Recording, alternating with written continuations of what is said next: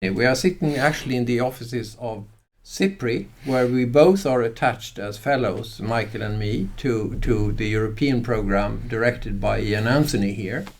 And maybe you want to present yourself, Ian. Program Director for European Security here at SIPRI.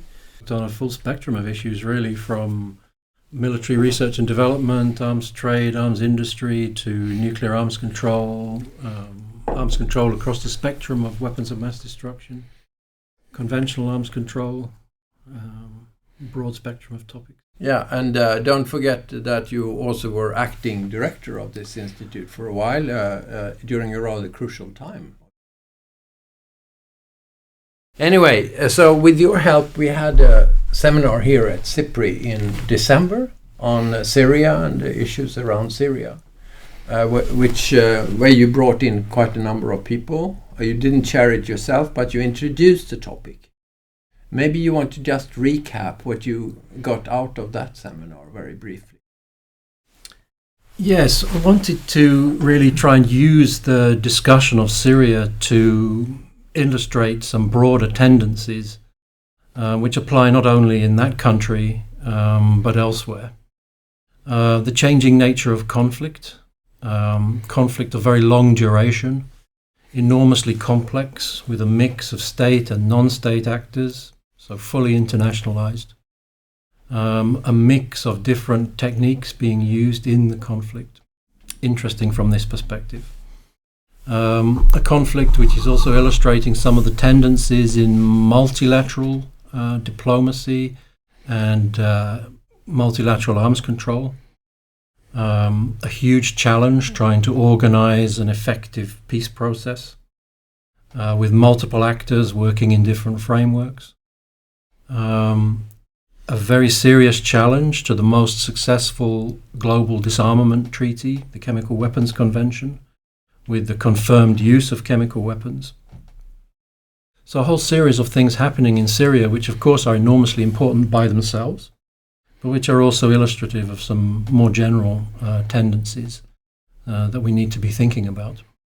Yeah, and you use the term uncharted territory several. I listened to what you said during the introduction in December. You mentioned uncharted territory, which obviously is true, that we don't know where things are going. But unfortunately, Mikael, what we said in what you said, mainly you, with your background as ambassador to Turkey and following this region for a long time, what you said in a report about a year ago, our first report from the project on European security and Swedish perspectives about the region and where we are going, unfortunately, is coming true. So, I mean, some things obviously are happening very much to our regret. Maybe you would like to recap that one as well, very quickly. Very quickly, I pointed out, and we pointed out in our report, that the Syria crisis has somehow fallen into three main sub-conflicts that coexist and overlap, and the three Syrian crises overlapping with each other also overlap with the larger regional dimensions. I'm thinking especially about Israel-Palestine and about the crisis inside Iraq.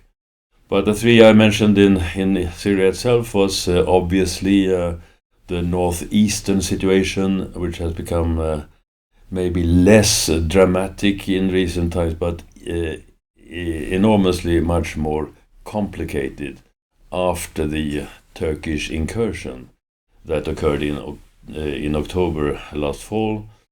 And then you have a situation there where there is a sort of a strange coexistence now between remaining ISIS forces that still need to be taken out, Syrian forces that have been let back into this area as a result of Russian presence, which in turn was enhanced by the Turkish incursion. And then, of course, Donald Trump's decision to withdraw from Syria altogether in the end didn't come true. There is still some 700 US troops in that northeastern area, and they are patrolling daily and having little incidents daily with Russian counterparts, as they are all patrolling in this chaotic part of Syria. And then you have Idlib, of course, the remaining still rebel hold, but constantly shrinking, remaining rebel province, where there are 3 million or so civilians, into which some 10 or 20 or so thousand armed jihadists, or more or less jihadist rebels are embedded, creating as a final phase of the original civil war in Syria, an enormously complicated thing to sort out militarily and diplomatically, if and possible. That's where you made your most fateful prediction, isn't it? Yes. Because somehow I saw then, and we can see even more clearly now, that this is a difficult question of a bang or a whimper, and most signs point to bang in this spectrum of possibilities, because there are things in motion now which seem unstoppable, and only a couple of days ago there were direct clashes between the regular Turkish army that has been reinforced into the area. So Turkey is not only working through proxies now, but having reinforced its regular army, clashing directly with Syrian army, which in turn is Russia and Iran supported. And of course on the humanitarian side, people have fled in their hundreds of thousands, and now there are some million people flocking at the Turkish border, because the unique case of Idlib is that this is an enclosed area. There is nowhere to go from all those people, whether they be ordinary civilians or rebels, by the way, because Turkey has built a wall. Yeah. And Turkey has announced that we cannot even cope any longer with the 3 million Syrian refugees that we have received. Yeah. And even less, of course, receiving another wave. Yeah. So you have a humanitarian crisis which is untenable, and you have migration-related crisis. So I mean, here is the big difference with Yemen, I suppose, that we have a fantastically important, very contested agreement with Turkey from 2016 on the EU side. Yeah.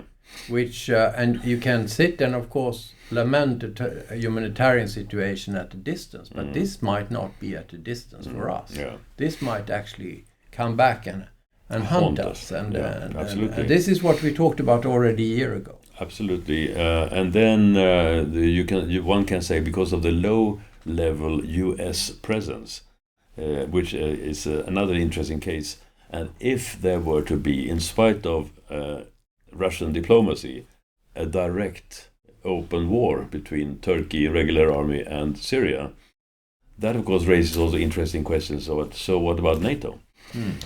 Should NATO now be called upon? There have been several such instances in the past, but now it's for real, to enter into support of the NATO ally in view of all the other problems between Turkey and the US that coexist. So it's a very messy combination of various dimensions of the conflict. Yeah. And then finally you still have the Israeli-Iranian interaction on Syrian soil, involving also Lebanon because of Hezbollah. Yeah.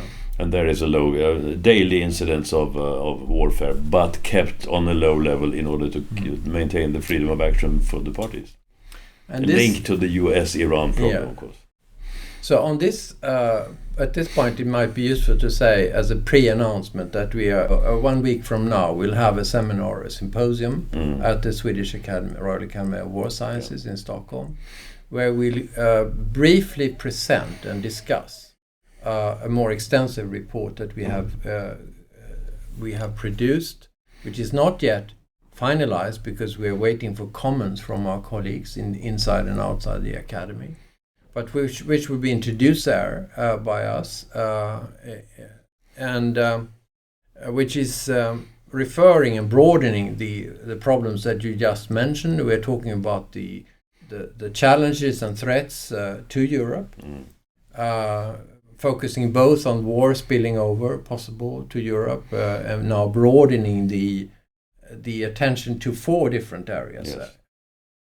I mean, those are what you mentioned just around Syria, and then Iran, Iraq, and then you mentioned Libya now also, and we also go into the Eastern Mediterranean. I'll come back to you, Ian, in a while, because you already a year ago, I think, said at a seminar on the Western Balkans we had at the RBF in Stockholm that there are strategic changes going on, also on the naval front, so to say, in the Mediterranean that you need to take into account when you look at these situations. So there you had one sort of dimension of risks and challenges that we are dealing with in the report rather extensively, although by no means exhaustively. Obviously, this is a huge topic, but our intention is to try to give people a chance to get an overview, basically, and to continue to be more interested in the South than they possibly have been before. And the other dimension is the one, and we're using the concept of flow security there. How do we protect the essential things that we need to see coming in and out of Europe, both human movements, including trade and tourism and what have you, legal migration, and then obviously also material trade, assistance, and then virtual, cyber and information and financial flows and all that. And we're talking about flows that can be and need to be protected. We're talking about flows that need to be interdicted. And on the other side then we're looking, of course, the very close interlinked nexus of terrorism and organized crime. All against the backdrop of megatrends that we see now worsening and being discussed with increasing desperation, actually, when we talk about climate change.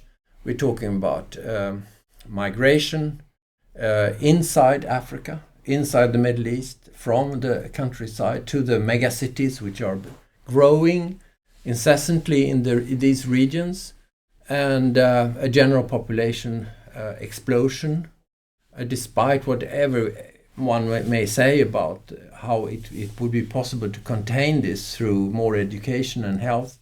It doesn't seem that migration research makes the same conclusions about what will happen as they did for Asia. Asia has quite a different link to technology and so on. Can I just add on this, because in that report we are linking the challenges as we see them of these various kinds with the responses of Europe. Europe with the ROP in the parentheses to mark that. One question is Europe as a whole, and the other thing is what about the EU inside that larger unit to point to tensions there. And my general sense, if I may say so, in your presence, Ian, is that there is a tendency for the international system generally to be out of touch with the emergence of conflict structures right now, making the question of what can the EU and Europe do about all these things, because we cannot contain those things any longer because of the various factors from globalization to elsewhere. And as I mentioned to you, I think that the case of Libya is particularly interesting in this case, because there you have, and I showed you an article by someone who pointed out the contradiction between the efforts by individual European countries and the EU as a whole to make deals with governments south of the border, south of the Mediterranean, whether those countries themselves or beyond, in order to stem the flow of migrants that are illegal and unwanted, and of course the commerce being connected to it. That tends to militate against what else is done in order to promote peace in that same area. So there is an interesting and a huge dilemma involved in this. I mean, a great emphasis in the report is made on the risk of counterproductive effects. Bad. Sometimes it's better probably not to do anything. Sometimes some things that have been done in the past we now know have not led to neither sustainable development nor sustainable peace. So one has to be very, very, very, very extensive in one's analysis at the same time to know the details. So you need to zoom in and zoom out in a way that And this has to do not only with terrorism or radicalization, it also has to do with general frustration among often young educated elites in these new megacities who might need to find new ways to find a life, if not in Europe, then maybe in these megacities, being a part of an ever more sophisticated organized crime, and which brings back to some of the work that you have done, Ian, on for instance, the way of cities, how cities relate to. We are giving an overview, but of the picture, so to say, the combination of challenges, unfortunate events in the recent years, Trump, Brexit, and so on, the mega trends that we are referring to, and the responses, and the fact that, just to finish off on the structure of the report, we're talking about the new geopolitical approach of the EU, which seems to be rather widely supported. I mean, I detect around 2/3 of the European Parliament being in support of this approach. Most of the member states of the European Union also are coming out in support of Ursula von der Leyen's and Joseph Borrell's geopolitical approach. We heard the Swedish foreign minister yesterday, along the similar lines. So coming back to Ian, now you hear this sort of devastating picture, which is in a sense devastating. It's not a very hopeful picture. What would you take out of all this as particularly important to look into further? Well, of course, everything that you put on the table was important. I would just reflect on a couple of the things that you mentioned. You mentioned the discussion we had earlier last year at ABF Huset about Southeastern Europe and the Western Balkans.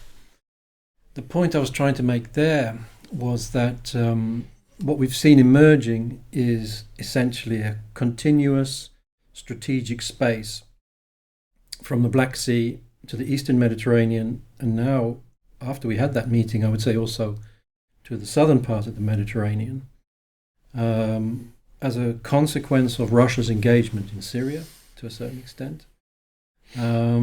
So this is a factor which is now being put in the context that you were mentioning of these broader geopolitical transformations, which could lead to additional confrontations even between different groups. So the emergence of this single strategic space is one thing which I think is a new development that we don't fully understand and that requires some further analysis and investigation. That's overlaid with some of the points that Miko was making, which complicate the picture even further, because what were traditionally thought of as rather coherent and integrated response mechanisms, such as NATO, now increasingly have their own internal fractures, which are a consequence of some of the developments you've described. So I think this is one area where we need to do a lot more thinking about what are the implications of the creation of this integrated strategic space, Black Sea, Eastern Mediterranean, Southern Mediterranean. In terms of what you were mentioning related to the so-called geopolitical Europe, I think if you take a step back, what we've seen over the last few years is a shift in the thinking about how the European Union should behave in its immediate neighbourhood.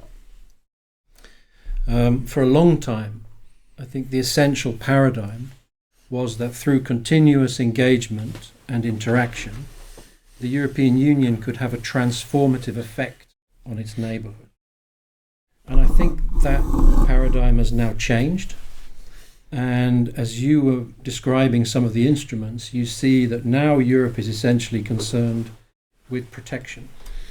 So it's how to insulate against the negative developments that are occurring around the European Union, rather than thinking about how to transform the neighbourhood. And a lot of the specific actions, even if they're outside the EU, point in that direction. The creation of EU-sponsored holding camps as a barrier operation. The transformation of CSDP operations from humanitarian assistance to creating another barrier against the movement of illicit or illegal migrant flows. The commitments to Turkey to support with increased air and missile defense systems, another barrier against a negative development in the neighborhood. So step by step, we see the change from a Europe of transformation to a Europe of protection. A fortress Europe, or what? You can try and use this formulation, but all of that's taking place against a backdrop of 3 decades of internationalization, urbanization, digitalization, which are pushing in the opposite direction. So I think the fortress it's not a realistic construct. But certainly a series of layered barriers to try and create some insulation. That seems to me the broad general tendency of thinking. So even interventions like military training efforts are essentially to create a framework for withdrawal, not to create a framework for continued engagement. Yeah. That's very important. So I just to refer to this protective or defensive posture, to mention that we talk in the report about basically 4 instruments, types of instruments that will be used to create more leverage in this sense. One could actually talk about 5. First, of course, is trade itself, using trade deals as Trump does, as a transactional way to gain influence and put pressure on countries to adopt legislation, which is like has been done in Niger now, to get them to criminalize migration and accept detention camps. The second is development assistance itself, where there is much less talk about OSCE guidelines and DAC guidelines for assistance, and much more talk about doing budgetary assistance, where you simply give the money under a strict conditionality and you negotiate what the aid should be used for, not having to be present on the ground. The third instrument is the of course the trust funds that we mentioned, the Turkey, but you can mention the Khartoum process, where you're cooperating on the eastern side of Africa. You have the Rabat process on the western side of Africa, where there is a lot of cooperation going on in order to use the money that basically is devoted as an outflow of the internal security strategy of the EU to basically protect Europe. And then the fourth one, interesting, is European Peace Facility, which is an outflow of the African Peace Facility, but now moving into the possibility of giving actual weapons, actual military assistance to recipient countries who would do the work that we then would not like to do on the ground as Europeans. So it's we will see what the finance ministers in the end will approve. I mean, this will cost a lot of money, some of these things, and it's not yet through all the budgetary authorities. But certainly, it's a new wind blowing. There are campaigns going on the part of civil society against the potential counterproductive effects of some of these postures. So we'll have an interesting debate and also an interesting subject of research for the coming years. Can I say that may well be the way things develop, but I hope they develop in a different direction. Mm-hmm. When people are talking about geopolitical Europe, I think if you look at the priorities for the new Commission, you have a series of issues there which could be the basis for an effective EU so-called geopolitical approach if they're used in the right way. And you mentioned that in our Syria seminar already. Yeah, I think if you look at the topics which are high on the agenda, you have the promotion of so-called green economy. Yeah. You have the creation of so-called digital single market. These are things which are extremely important for Europe itself, but we need to avoid the risk that they're seen as things done by Europe for Europe to the exclusion of others.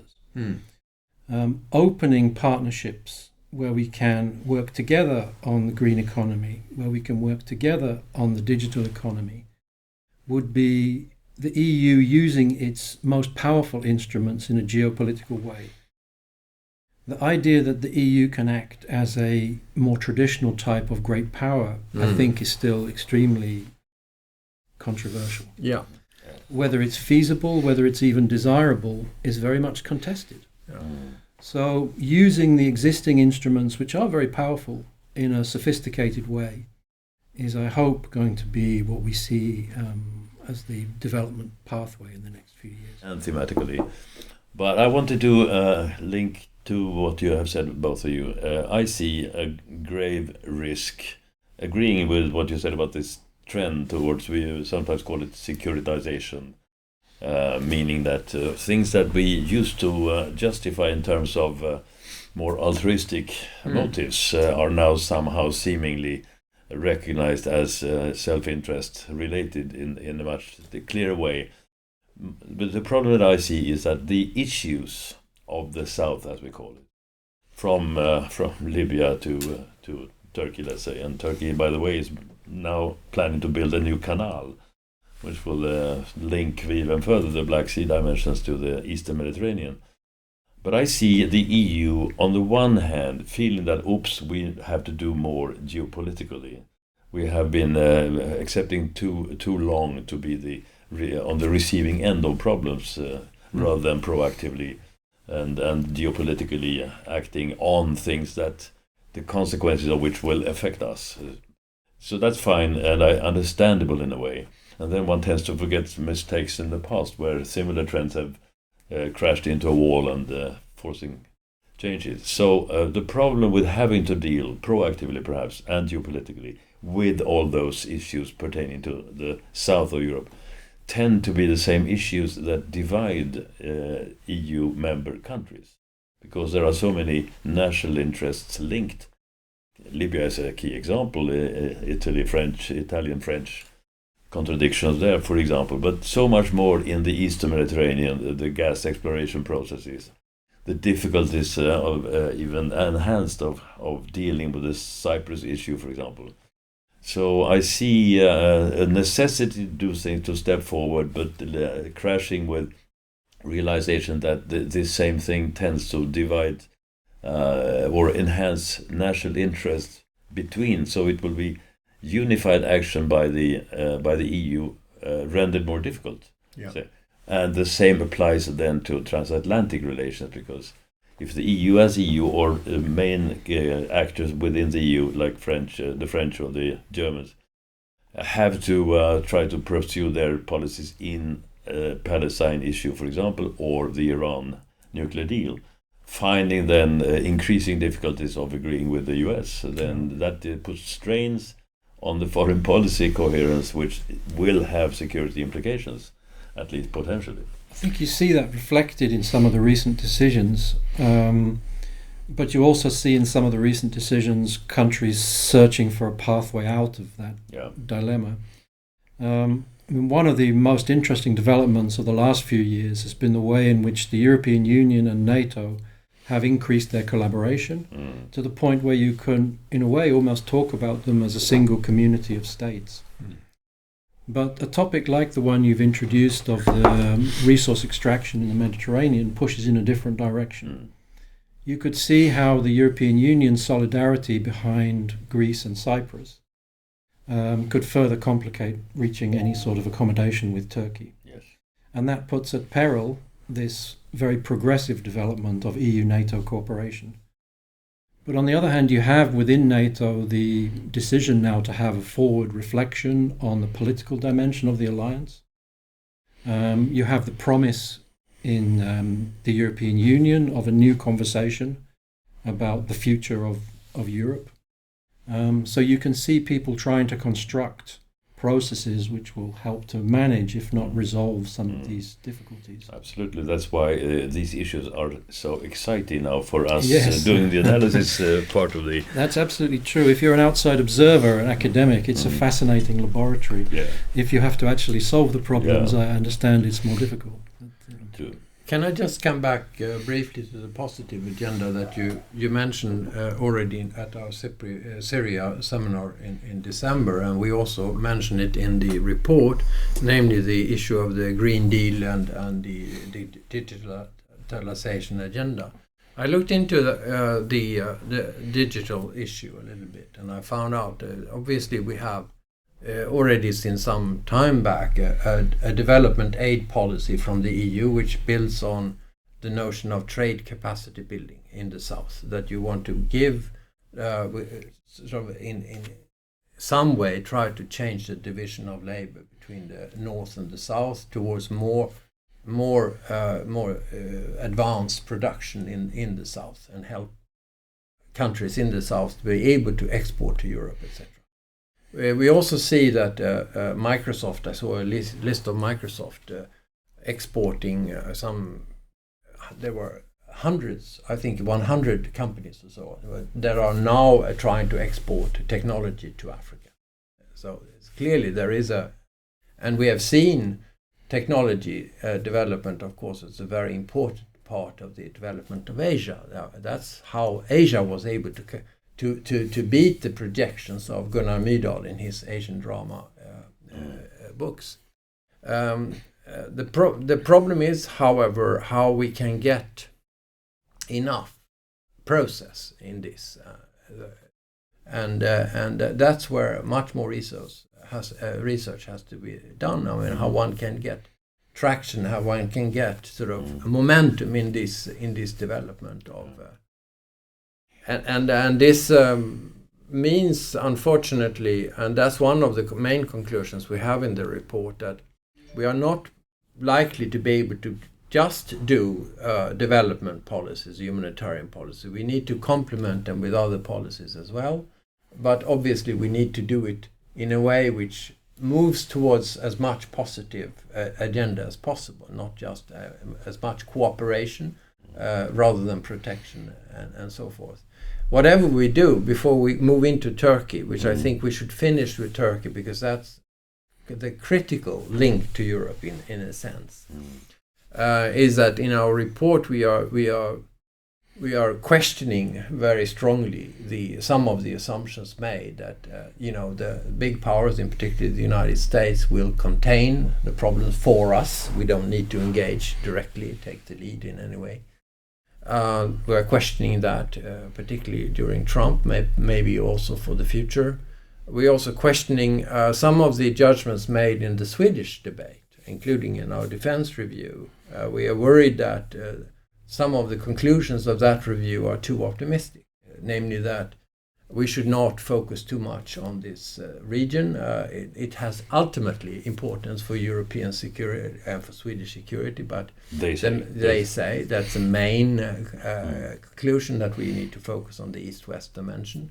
Worried about that. We also worried about the priority setting that is explicitly set out in the Defense Review report, namely that you probably should focus on generic military capabilities for eventual possible deployment in the south on the Swedish side.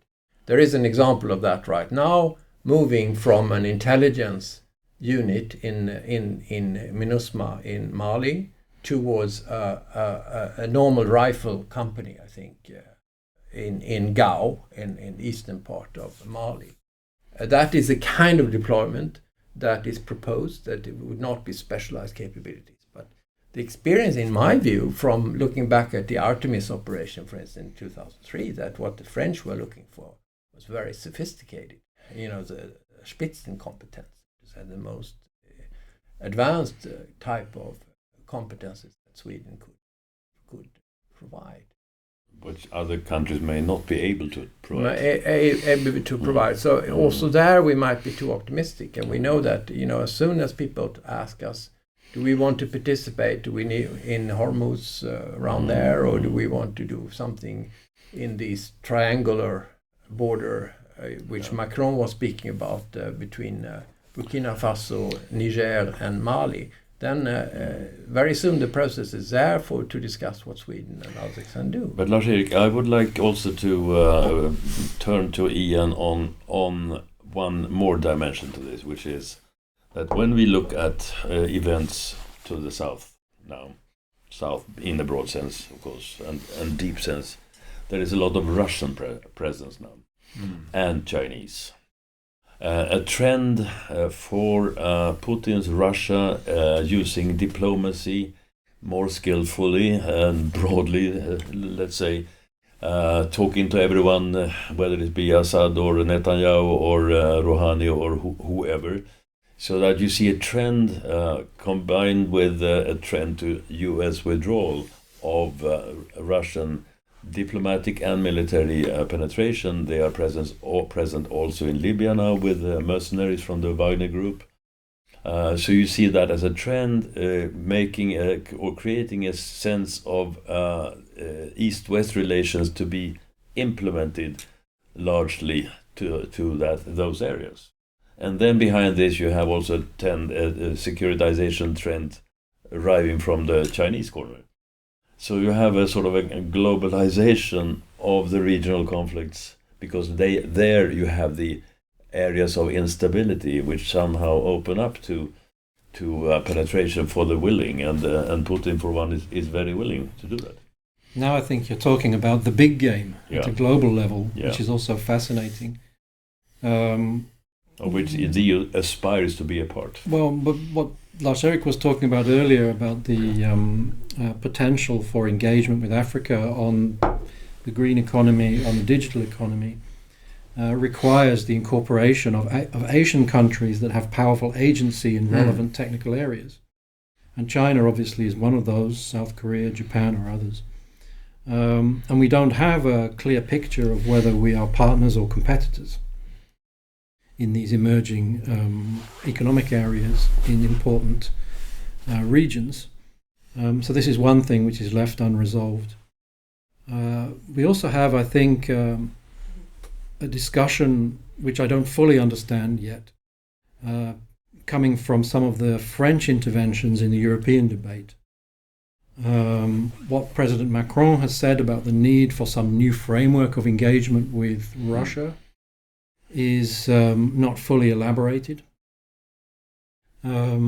Is this part of a broader attempt to separate somehow Russia from China, in the sense that a consolidation of Russia and China would create a bigger problem at this big global game?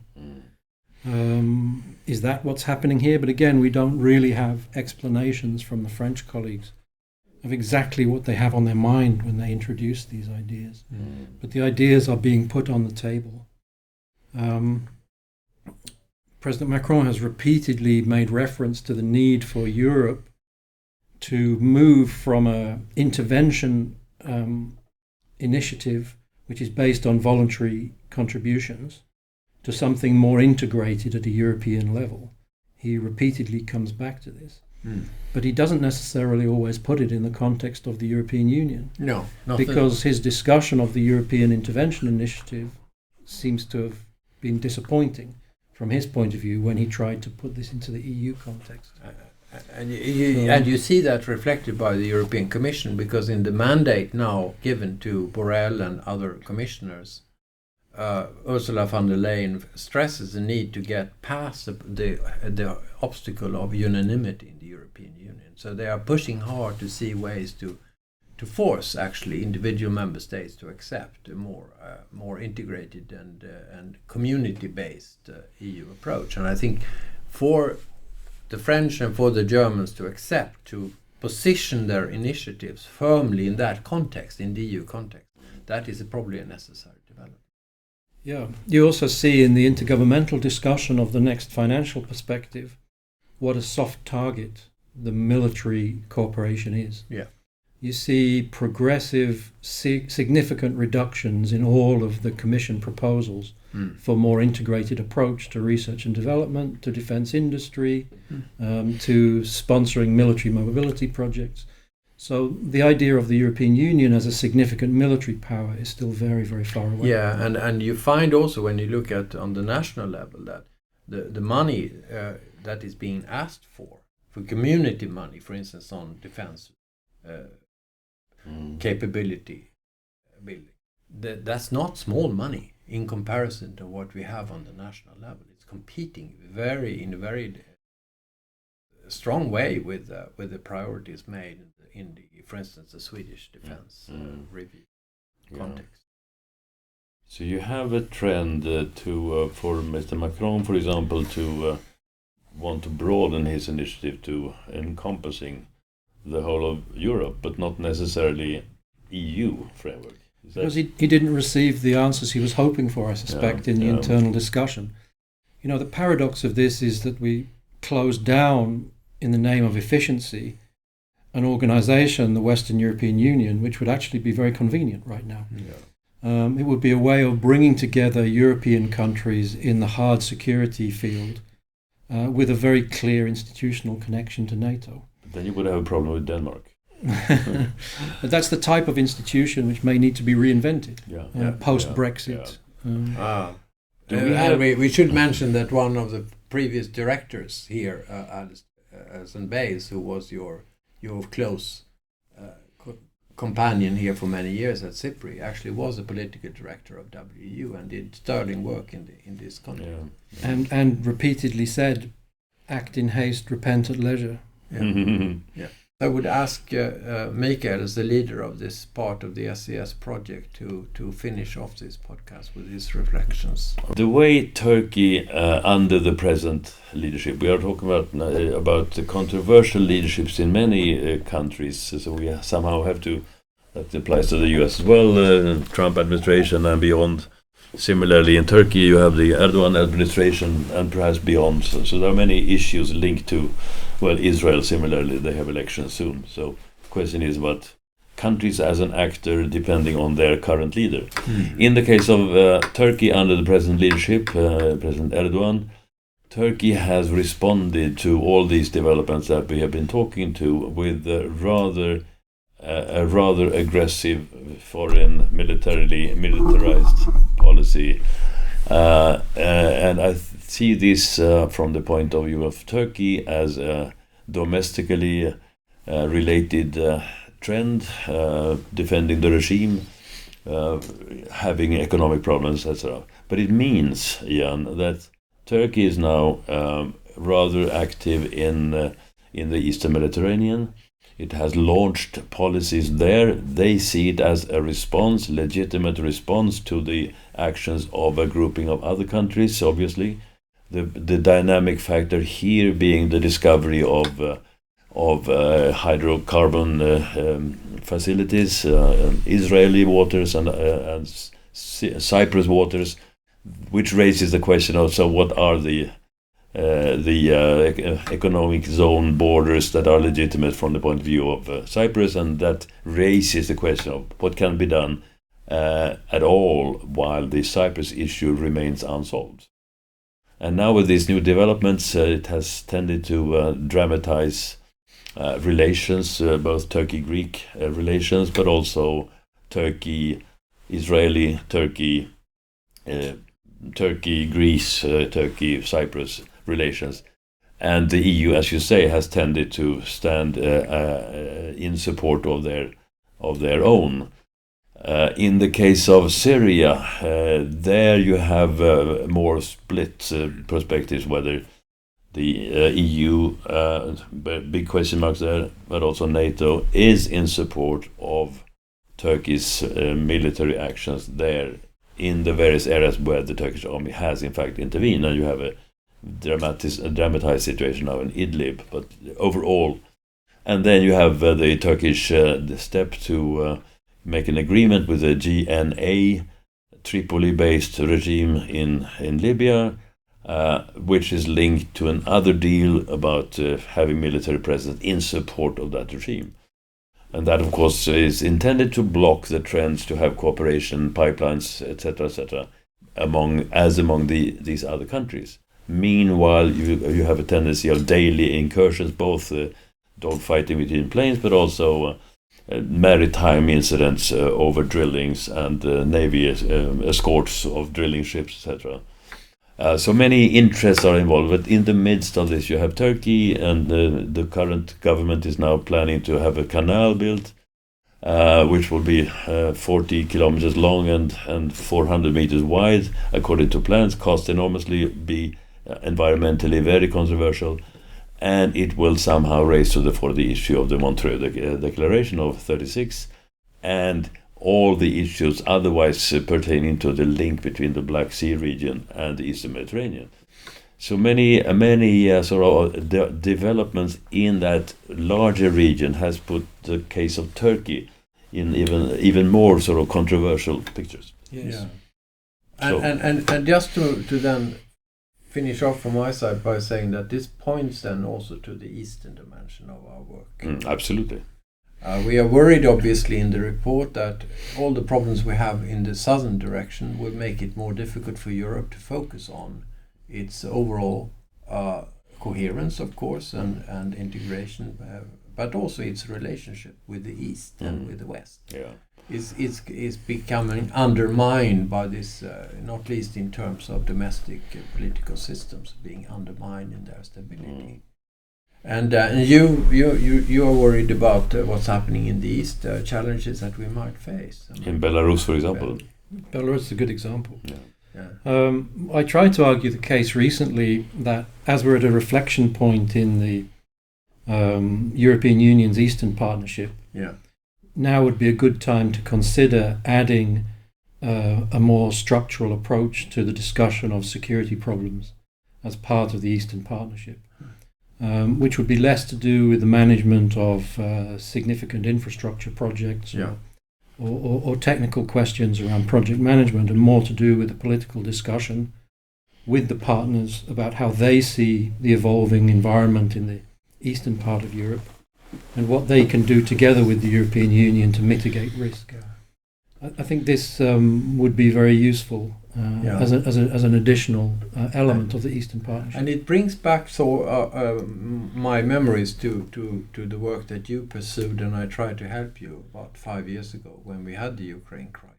We discussed, in what context and in what framework are we actually debating the Ukraine, where there was clearly a deficit in terms of comprehensiveness. We have this notion in our report about a comprehensive approach 2.0, which sounds realistic, but also more comprehensive in that it takes into the perspective those security are intimately related. Yeah, and in an unpredictable environment, I think it would be possible to explain to the Russian colleagues who might be suspicious about the addition of a security dimension to the Eastern Partnership that what happens in that region very directly affects our interests, and it's necessary for us to have those conversations. And that's probably a language that they very well understand, I would think. Well, thank you very much. And we'll finish with that, and we'll be back with more on the Eastern dimension shortly, and also follow up to our Southern Dimension report, which will be published later this year. Thank you very much.